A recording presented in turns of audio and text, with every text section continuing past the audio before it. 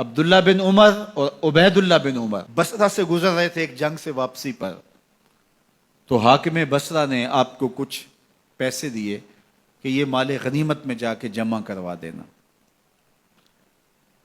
اور پھر خود ہی مشورہ دیا کہ عراق کے اندر فلاں فلاں چیز بہت سستی مل جاتی ہے اور حجاز میں ان چیزوں کی قیمت زیادہ ہے، تو اگر آپ ایسا کر لیں کہ یہ ان پیسوں سے خرید لیں اور جا کے مدینہ المنورہ میں فروخت کر دیں، تو جو زائد پیسے آپ کمائیں گے وہ آپ کے ہوئے، اور یہی اشرفیاں جو میں نے دی ہیں آپ کو، اتنی اشرفیاں بیت المال میں جمع کروا دینا، تم نے محنت کی ہوگی، تجارت کی ہوگی، تو جتنے بچیں گے وہ آپ کے ہوں گے۔ تو انہوں نے کہا بہت اچھا، وہاں سے مال خرید لیا، مدینہ المنورہ میں آ کے بیچ دیا، جتنی اشرفیاں انہوں نے وہاں سے دی تھی بیت المال کے لیے، اتنی بیت المال میں جمع کروا دی۔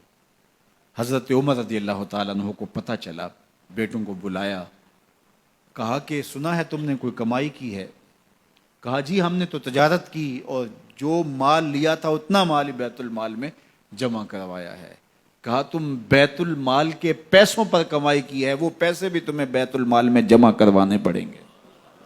یہ عمر ہیں رضی اللہ تعالیٰ عنہ۔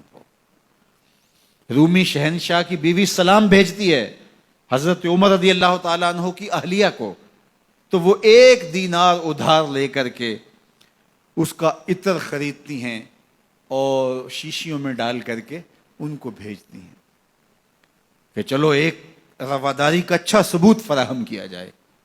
تو وہ واپسی پر انہی شیشیوں کے اندر قیمتی موتی بھر کے بیچتی ہیں، جواہرات بھر کے بیچتی ہیں۔ حضرت عمر رضی اللہ تعالیٰ عنہ فرماتے ہیں لاؤ یہ سارے جواہرات، سب کو فروخت کرتے ہیں، 1 دینار اس کو دیتے ہیں، باقی بیت المال میں جمع کر دیتے ہیں۔ تو جب اپنی زندگی اتنی محتاط ہوگی، اتنی خوبصورت ہوگی، تو پھر کس طرح کوئی گورنر زیادتی کر سکتا ہے؟ تو حضرت سیدنا عمر رضی اللہ تعالیٰ عنہ نے اپنا طرز زندگی اور انداز معاشرت اتنا سادہ اور اتنا خوبصورت رکھا کہ اس کے مطابق تمام گورنروں کو ڈھالنے کی تلقین کی۔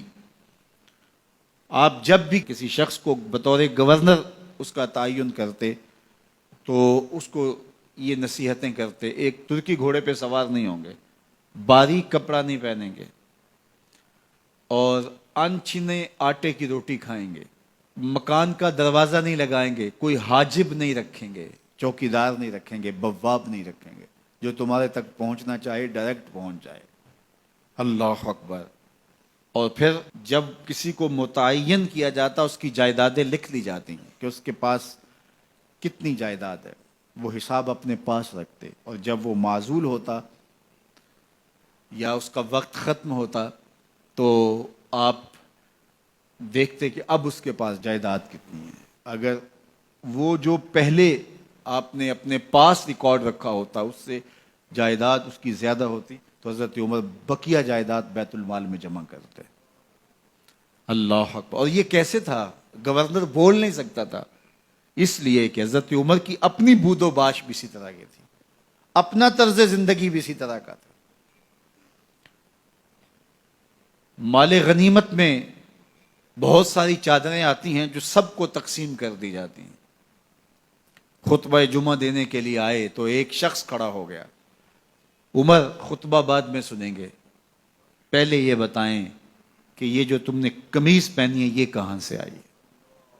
مال غنیمت کے اندر جو چادریں آئی ہیں سب کے حصے میں ایک ایک چادر آئی، آپ داراز قد ہیں، ایک چادر سے قمیض نہیں سل سکتی، تو آپ کی قمیض کہاں سے آئی؟ پہلے اس سوال کا جواب دے دیجئے، پھر خطبہ سنیں گے۔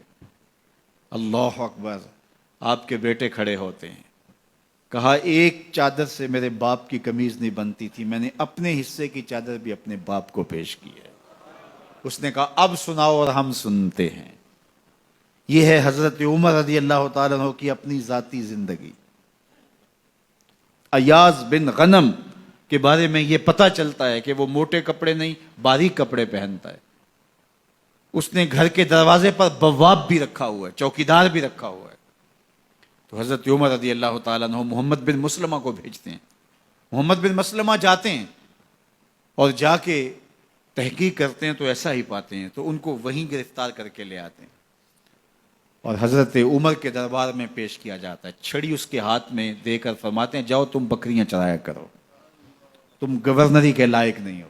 ایک گورنر کو بکریاں چرانے پہ لگا دیتے ہیں اس لیے کہ تم نے ان اصولوں سے، ان ضابطوں سے انحراف کیا ہے جو ایک سلطنت کے ذمہ دار کے لیے لازم اور ضروری ہیں۔